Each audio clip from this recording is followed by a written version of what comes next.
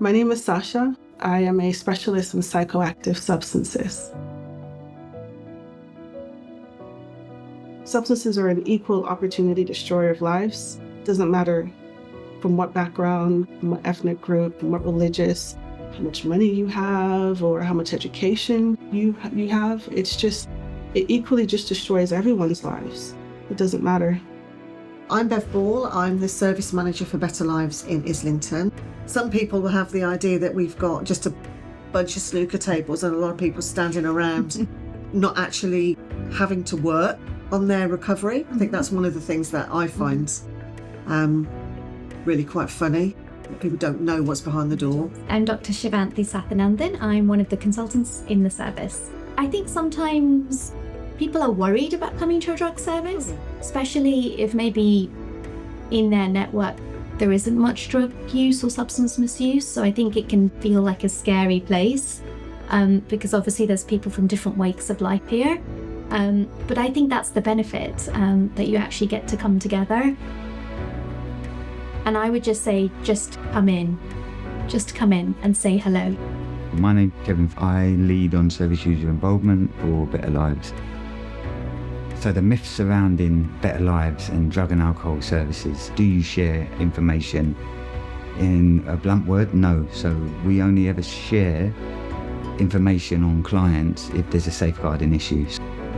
My name's Anne-Marie. I got involved with Better Lives Family Services because my son is a heroin addict. In terms of going there on a weekly basis, nobody really knows you're attending. And everything's really confidential.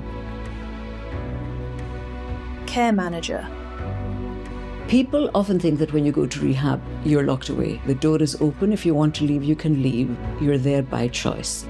Islington fund rehab 100%. You get to keep all your benefits, so you can actually save a bit of money while you're in rehab.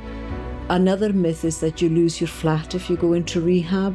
Again, housing benefit will be paid for 6 months while you're in residential treatment.